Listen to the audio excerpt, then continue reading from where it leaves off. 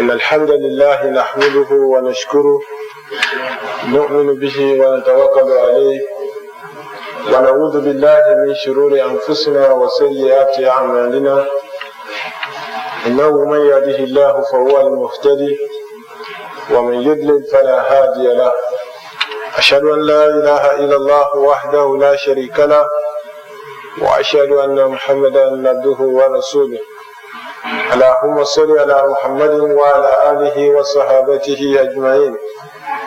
السلام عليكم ورحمة الله وبركاته. In the name of Allah, most beneficent, most merciful, we bear witness that there is no one that deserves to be worshipped except Almighty Allah. And we also bear witness that Prophet Muhammad is Allah's servant and messenger. May the peace and blessings of Allah continue to abide in the Holy Prophet, his companions and followers, and all the Muslims who keep to the Sunnah of the Prophet. May Allah subhanahu wa ta'ala continue to keep us on this path, and whatever that will lead us to astray, may He guide us against it. But there is a clear-cut demarcation. There is a clear-cut demarcation. Their own jurisdiction is quite different from that of men.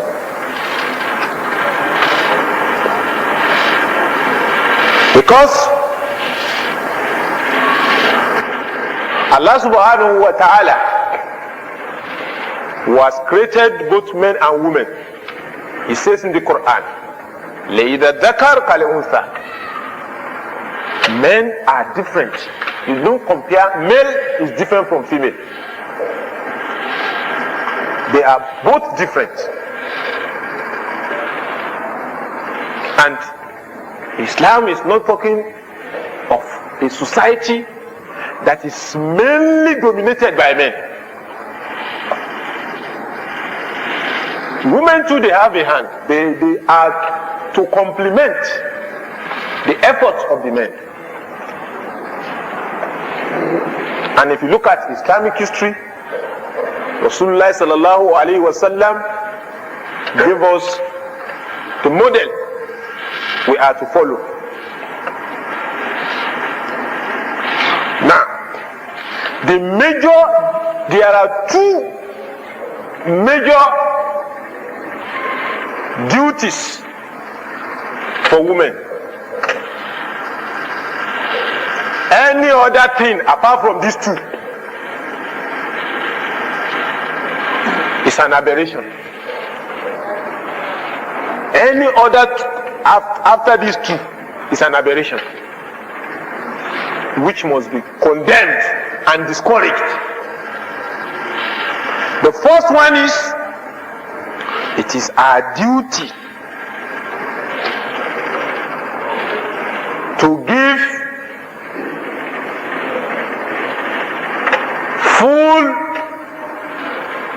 loyalty and guarantee a life of tranquility and peace for our husband.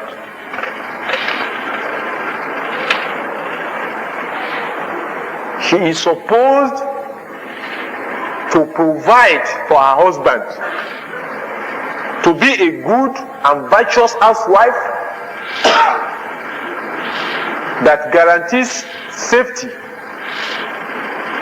tranquility, happiness, and joy for the husband. This is our number one rule. Number two, it is for her to play the role of a mother to her children, who are the leaders of tomorrow. You see, these two duties which I have just enumerated, either because of ignorance or because of wave of Western civilization, we tend to overlook these two assignments. We cast aspersion on them. We see them as degrading. You see? We see them as degrading.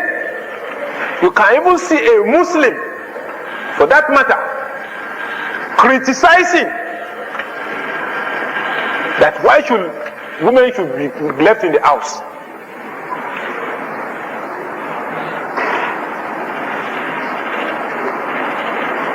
In fact, you can imagine a Muslim telling me that it's punishment on myself to, because my wife is a graduate, why should I put her in the house? So it's a punishment that I'm punishing her. Can see such a Muslim. So what?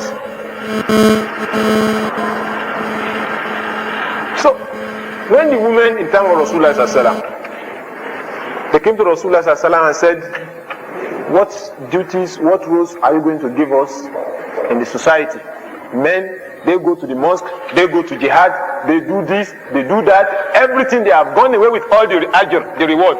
What is left for us? Rasulullah looked at the woman and smiled. Said, that's how you see it? In fact, the Allah Ta'ala has given you your own assignment, but most of you women, you overlook, you look at it as degrading. As long as you remain in the house of your husband, obeying him, providing sakina, tranquility for him in the house, every reward the man is earning outside, you are sharing in it. So it is Islam gives women to enter Al-Jannah with ease. In fact, you want to even say that women are overprotected in Islam. You see, they are even overprotected in Islam. She does not need to go out and engage in rigors and strain herself. All she needs is she remains a dutiful housewife to her husband.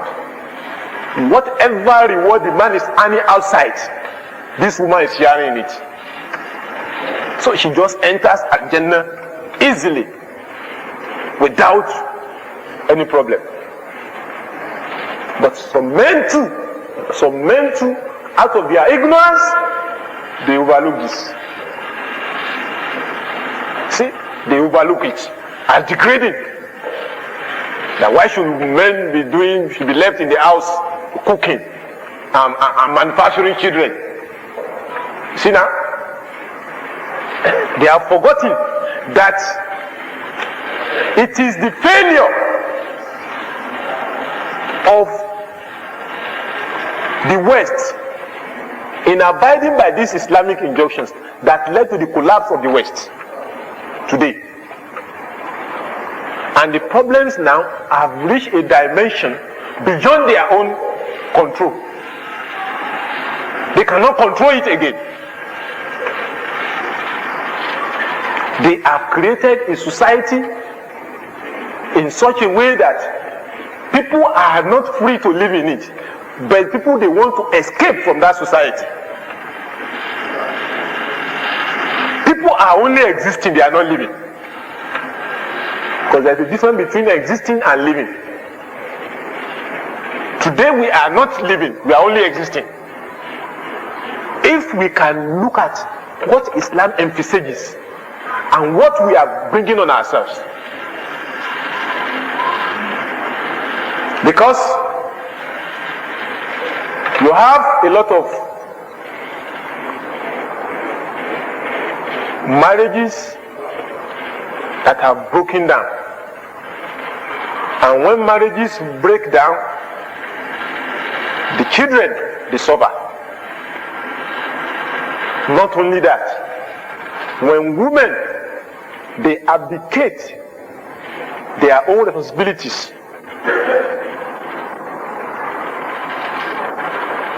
by playing the motherly role for their children, what happens? Shaitan will take over the training of these children. So they end up becoming area boys, drug addicts. Or in some cases, these children are being taught by the television. Why? Because no motherly care, no fatherly care. The father has gone to the office, the mother has gone to her shop. All the two of them, they return 7 o'clock or 9 o'clock in the night, exhausted. So what happens to the children? The children, they are busy watching TV, they sleep around 2 a.m. But whereas the parents, they have gone to sleep. The children go to sleep around 2 a.m. The latest film, they watch it. See now? So what happens? All these vices and mischiefs, they learn it through the TV. So the children, the father will not even know that his son or daughter has been taking drug. It is by the time the son starts to sell the properties of the father before he will realize. So that the boy or the child does not embarrass the parents, they take him or her to the psychiatric home. So they go to visit him or her monthly or weekends. If you go to psychiatric hospital now in Yaba, you see children or people you don't expect there. Because I have a psychiatric friend. By the time he starts to mentioning, the child of this man is there, the child of that man is there, the child of that man is there, the daughter of that man is there, you will be surprised. People you expect. You watch your news network is 9 o'clock every time in the night, you always see them there. Their children are there. Because the duties Allah has laid down, they overlook it. So the two major duties for women to be a good housewife, because if you give, the wife provides tranquility, happiness for the man. There is no how the man will not be productive outside. When you have a good marital life, there's no how you will not be productive in your thinking. There's no how you will not be positive in your dealings. But when you have problems in the house, there's no how you will not follow you to the office or to wherever you are working.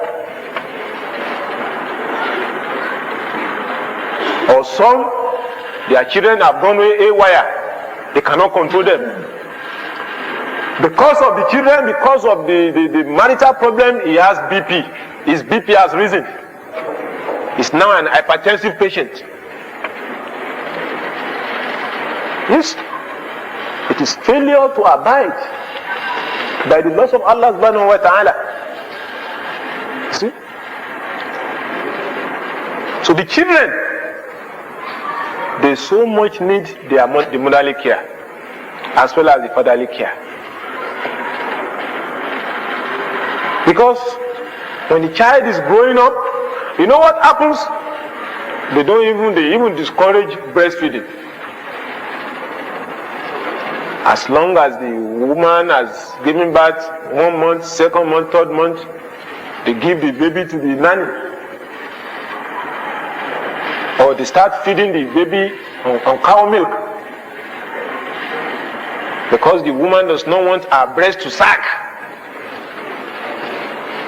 She wants to appear like a lady. So she feels taking care for the child, it will make her not to maintain her body, her physique. So what she has to do is to be feeding the baby on cow milk. Little wonder the children behave like cows, because they have been fed, they have been nurtured on cow milk. The affection, the love that is supposed to go between the mother and the child is lacking. Because the more the baby suckles the mother's breast, the more the affection and the love grows. But when the child does not know anybody except the nanny or the house girl, tell me, how will the son know the rights of the mother when he grows up? And such women or such parents, if you curse that child for a misbehavior, your curse will never have any effect on him, because you as a parent, you have failed in your own duties to the child. You know, some parents, they want to threaten their children. I will curse you because I'm your father. But you have forgotten that you never gave this child his rights while he was in his infancy. So you have no right over him. So, but women, because of circumstances, they are allowed and permitted to engage in certain duties which will take them outside the house, like nursing. See, like nursing, medicine. Because normally, ideally, women should treat women, men should treat men. And the Islamic society is a need of women who will go into such fields, to areas that are suitable for women, not area that will task them so excessively that it will affect their feminine nature. They can even be engaging in teaching, education. Education. Women can engage in such areas, how to teach. Not only teaching physical sciences, even teaching Islamic studies, teaching how to recite Al-Quran and the rest. We should have women.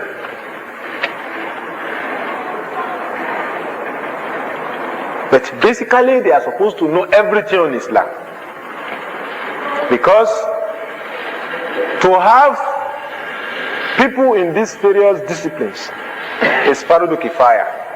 Once we have some people, maybe for the whole of Lagos State, if you can have as many as, say, 100 women doctors, alhamdulillah, is enough. It is not compulsory. But when we have nothing at all, then it's a sin on all of us. It's a sin on the whole community. But once we have some that can well take care of others, fine. Now, when we are saying that women and men are not equal, it does not mean we are saying that the man is superior to the woman, therefore the man can play a dictatorial role on the woman. You know, thinking, well, I'm your husband, I can pass any law on you, I can say anything I want you to do, you should obey me. No, you are not a dictator. You are supposed, when you want to embark on anything that will affect your wife and your children, it is your duty to call them. Seek for her opinion. Let her be informed. Consult her. Don't just take a decision and you want it to be implemented. So, I want to do this, what do you see to it? Definitely, she will present her own woman way. But you as the man, you must have thought of the thing. You will have thought of the consequence. Because women most of the time, they don't think of consequence. It is for you now to think of the consequence. And let her, you carry her along. Okay, if we do this, okay, what you have raised is this. Now, if we do it, what if this happens? Okay, if we do it this way, oh, okay, it's fine. So you will have taken her along. So she will have felt being part of the decision making. Not that every law just passes on her. This should be done. That should be done. No. You must have respect for her feelings. They too, they can give you very useful advice at times. You see? No single individual is an epitome of wisdom. You can share. Even your children too. Once they have grown up, it is part of Islam that you consult them before you take a decision. So that at the implementation stage, everybody is involved. Because everybody feels I am part of the decision. Not that, well, that's what Baba said we should do, so we are doing it. I don't know.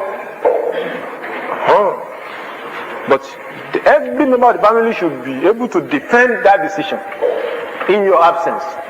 And they should be able to support it. Because they were party to decision making.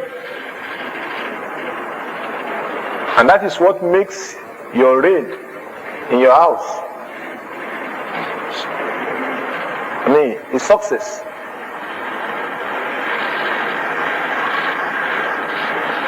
It's not as if we are saying that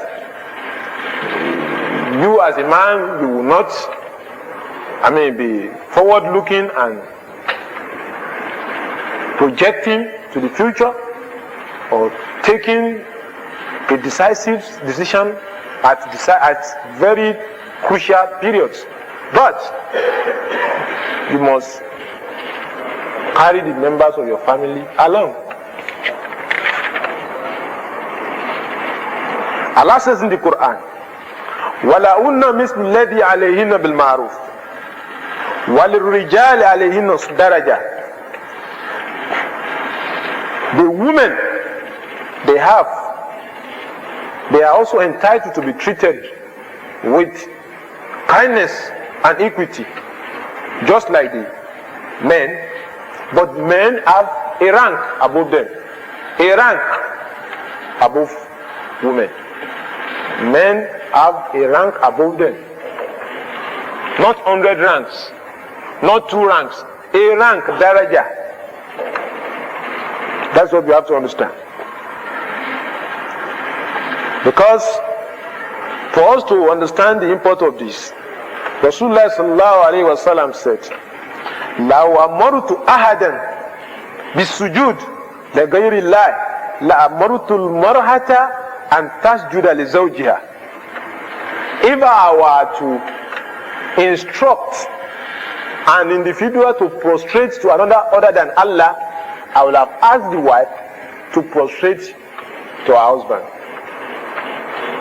That is to tell you the import of that rank above women. Sajda, you know sajda? La sujuda illa lillah. Only Allah is entitled to our sujud, our prostration.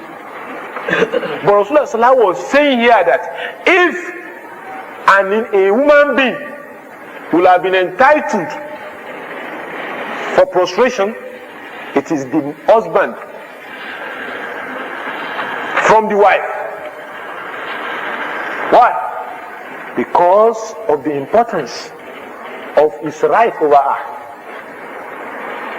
You see?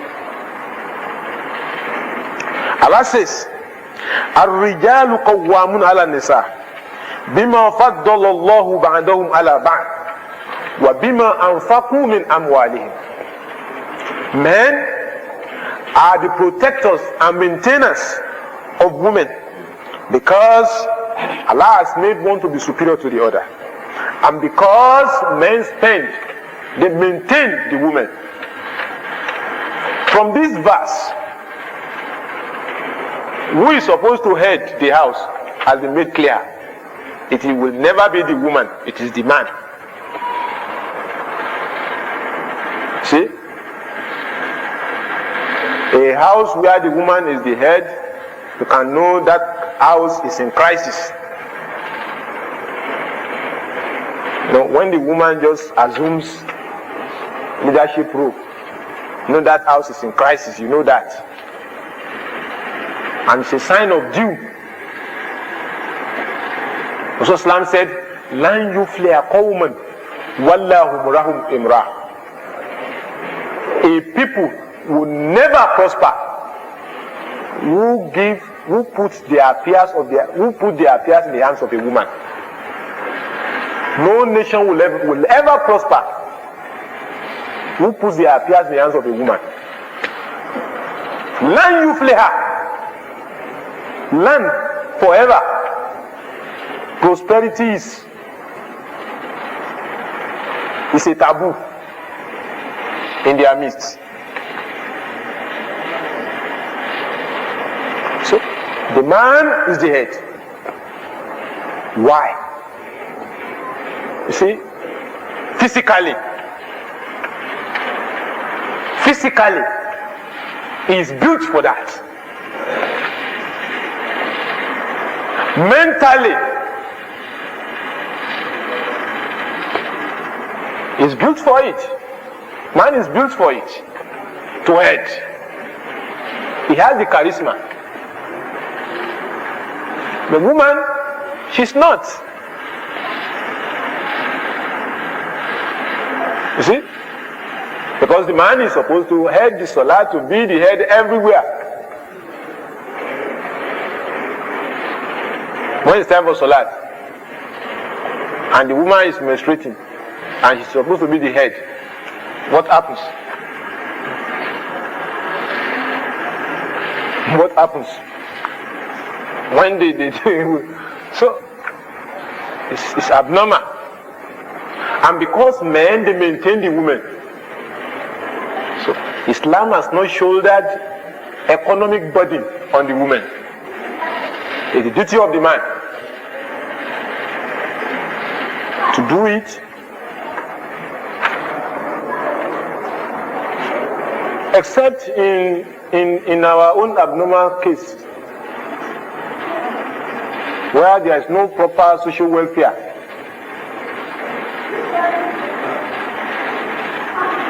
A situation whereby the husband is handicapped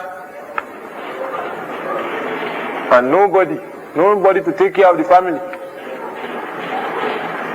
except the woman. There is no ummah, no Islamic ummah. The man is incapacitated. That's his own problem. So in such a case, she will be forced to go out.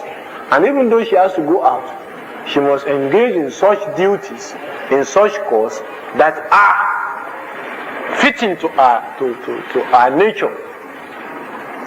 Not duties that will be bringing her into constant interaction with the opposite sex. So men are the protectors. They are the maintenance. So whatever you can afford is your duty.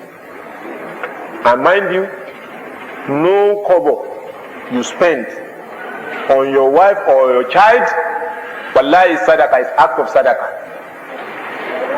Though you consider it as it is my duty as the father, but to Allah subhanahu wa ta'ala, it is not just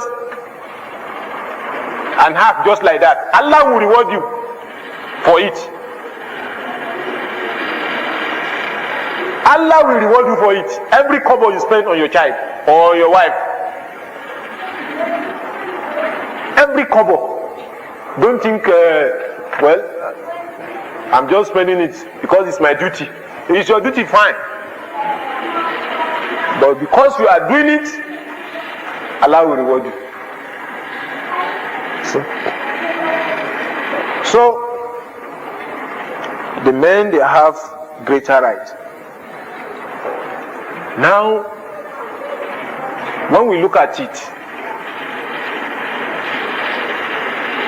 when we try to itemize the rights of the men on the wives, there are three.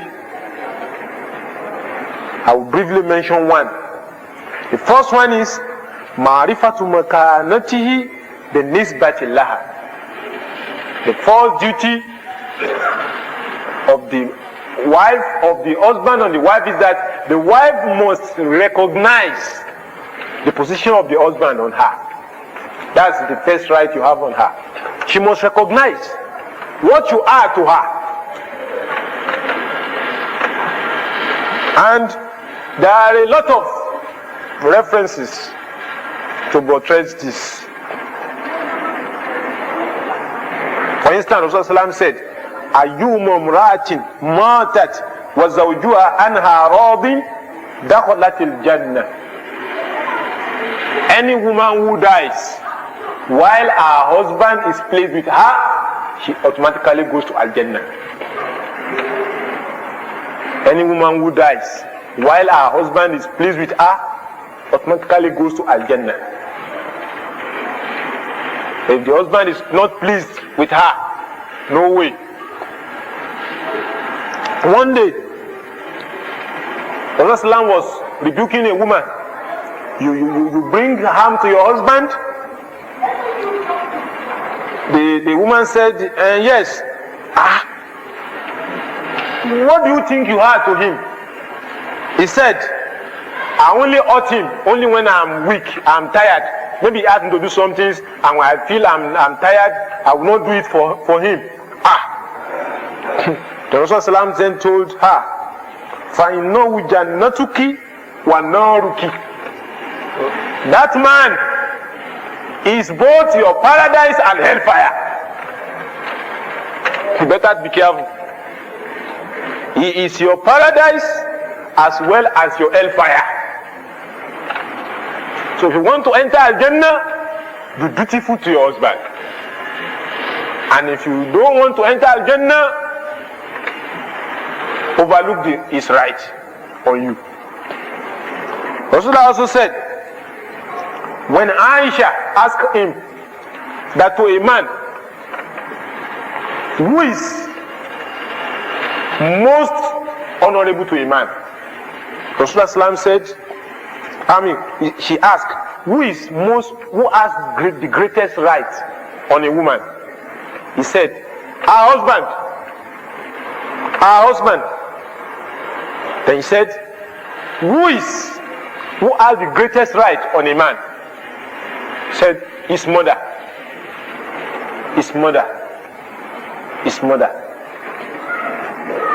To a woman, her husband. To a man, his mother. You want to say, is that not, are the men not protected? Because every wife will become a mother.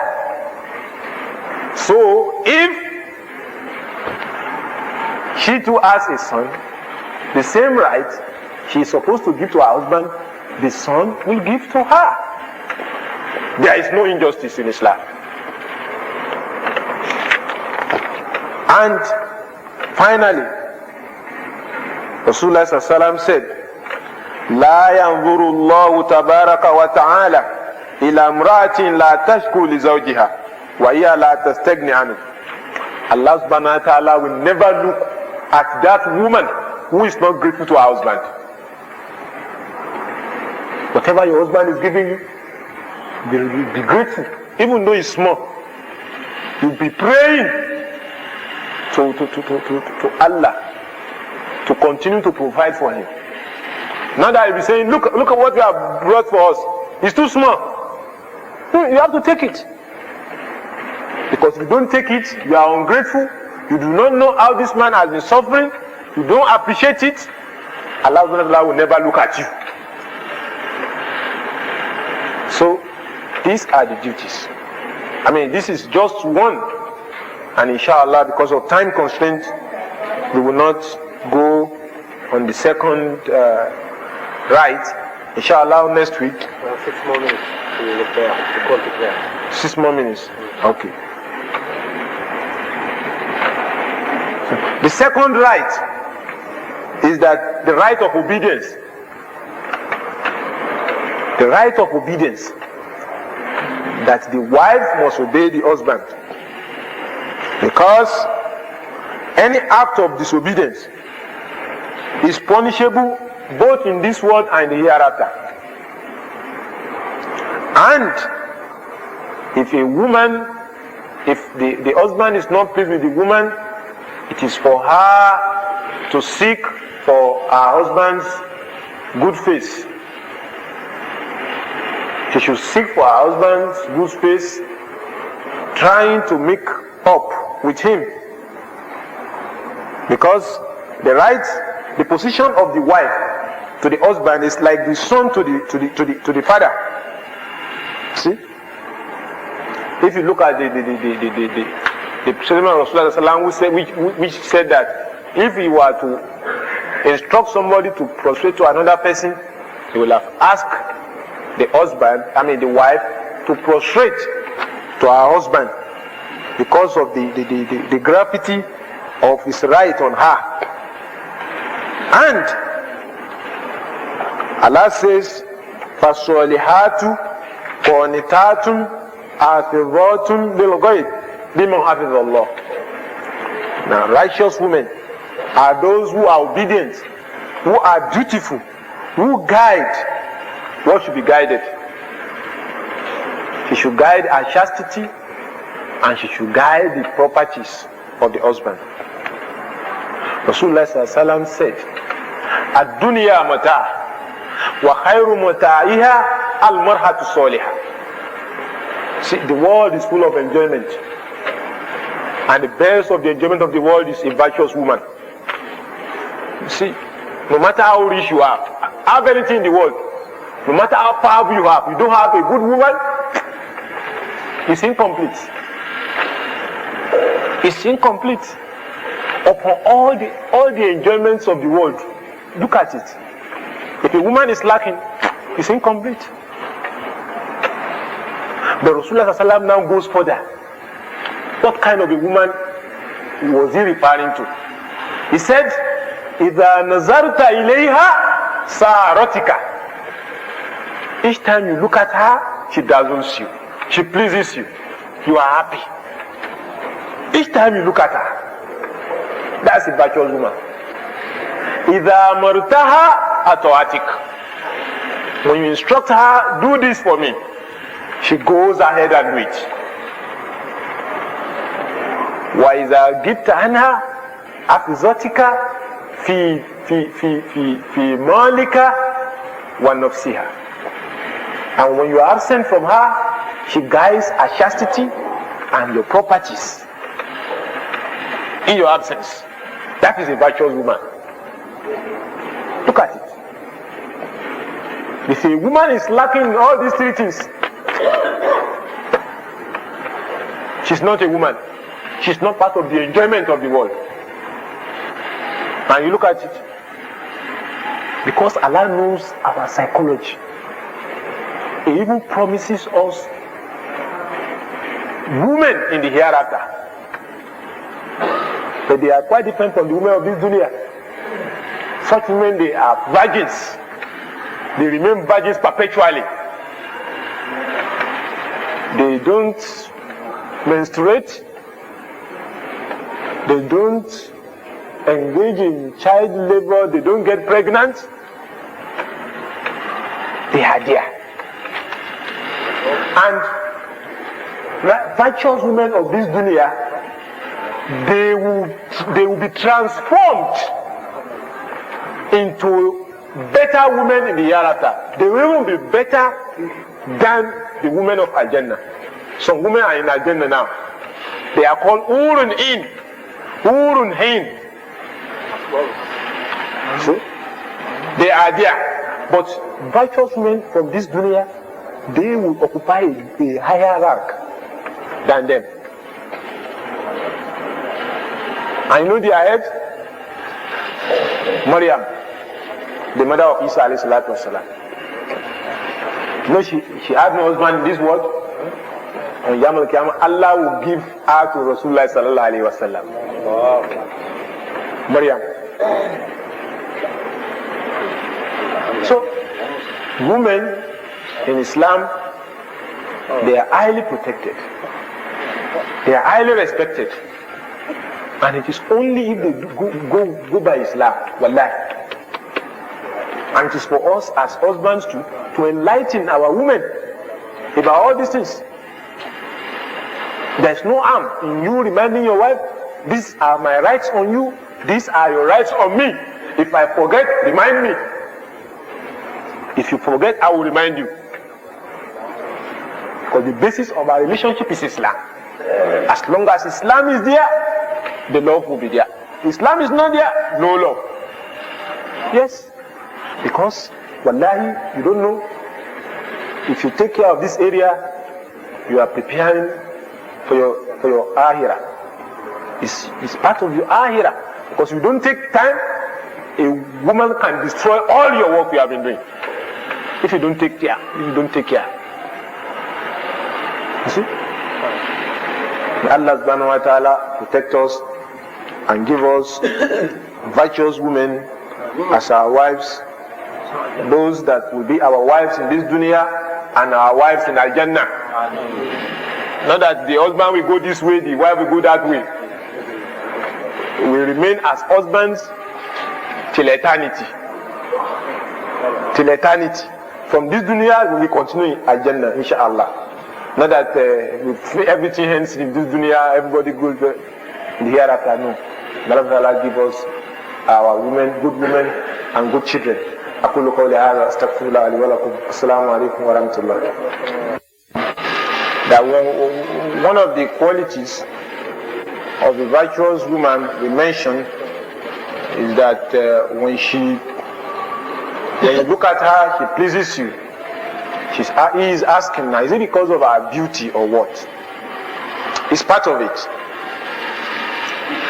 We are talking about general disposition, general conduct. You know how she dresses, how she observes her marital duties, the seriousness she attaches to making you happy, how she conducts herself, how she takes care of the children, how she commands, how she enjoins the Islamic injunctions and etiquettes within the family, so that each time you see her, you look at her, you always have at the back of your mind that this woman is good. Apart from the fact that she also have to be dressing to please you, she should try as much as possible to always make you have the feeling, the longing for her. You understand? She should dress in such a way that will always make you to always have the love for her. The way she dresses, the way she takes care of her hair, the way she conducts herself. These are all what we are saying entails. A woman that each time you see her, you always remember Allah. She makes you to remember Allah. When it's time for salat, she will wake you up. It's time for salat. She will wake up in the night. My husband, it's time for salat. Let's observe tahajjud. Let's do this zikr. Let's do this. All these things. So that when you are leaving the house, you know my children are in a safe hand. You understand? So all these general things are those things that we are talking of. And if she's virtuous religiously, you see, beauty is in the eye of the beholder. A woman may be beautiful to you, may not have anything for me. So what makes your wife beautiful is only known by you. I may not know it. So it's relative. Allah Allah. You see, the number one cause. I don't know how to ask the question. You know, he's asking that in most of the time, you don't find the husband and the wife ranking almost equally in terms of spiritual inclination. At times, the husband will always be better than the wife. That the man will have to struggle to make the wife to understand. And I said there are many causes for that. Apart from the social influences, the influences outside. Another thing for that is that we don't have a woman in the true sense of it. And what do I mean by that? We don't have a woman. We are living individualistic life. You understand now? Now, I come to the mosque, I meet my Muslim brothers in Islam. We discuss Islam. But do we have such forum for our women whereby they too will socialize, interact among their fellow women, so that whatever they learn from that women, something is just catching up. But how many of our wives are coming there? Because if she interacts with Muslim women, they discuss Islam. There's no how she will come back home. She will not try to impress you, because she knows your interest is only on Islam. There's no how she will not want to come back home and try to impress that we learn this today, we learn that today, we learn that. How are you practicing it? But when she's at home alone, she only thinks about you. She only thinks about how she will live a good life. She doesn't have any Islamic agenda. You don't give her the opportunity like that. There will be that problem. We have it, but we should have it if you let our women have such foray, whereby they can learn more of Islam. Question number 2. Circumstances now. Either the husband or the wife is virtuous towards the other, and there is no corresponding response. Could either of the two take it an excuse to refuse to? Like now, she is virtuous to me, I don't respond. Now she wants to just let up and then. No, she will not do that. Let's look at the commonest cases when the husband is more virtuous than the woman.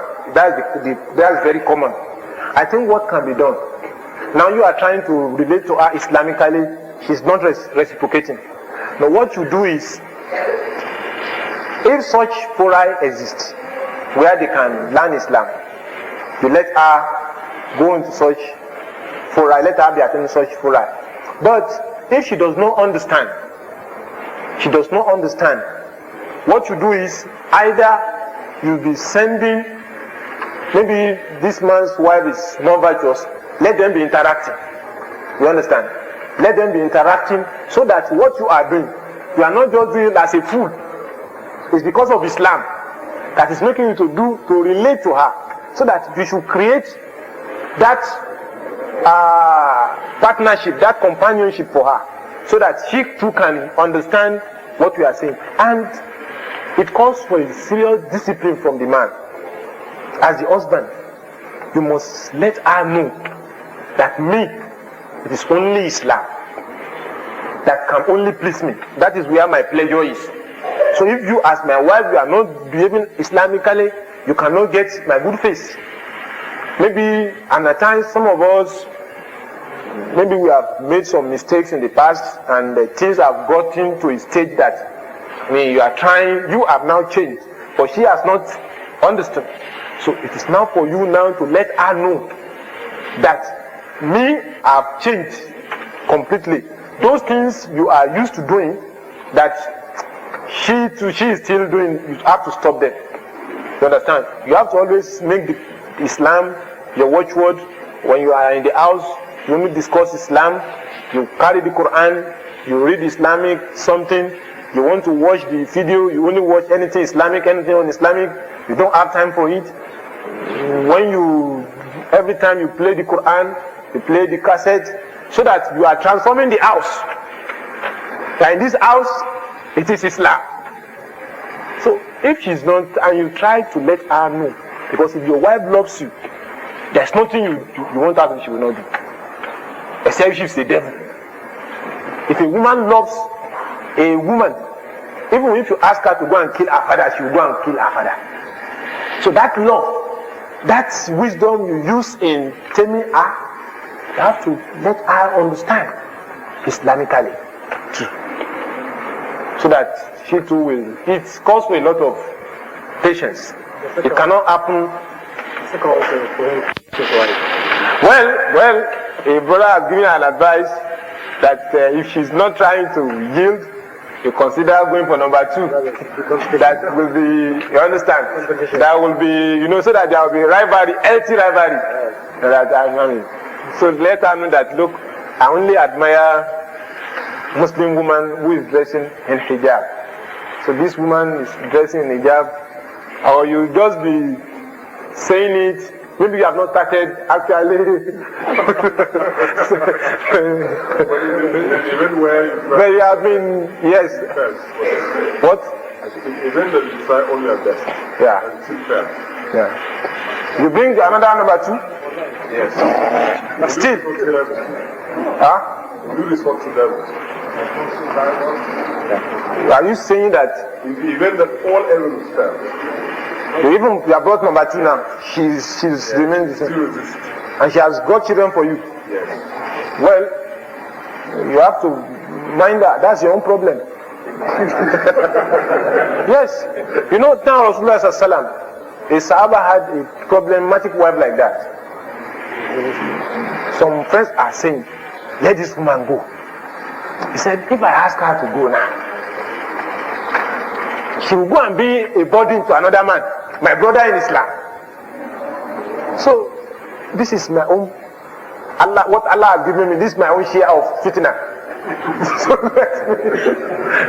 let me relieve my other Muslim brothers of this fitna.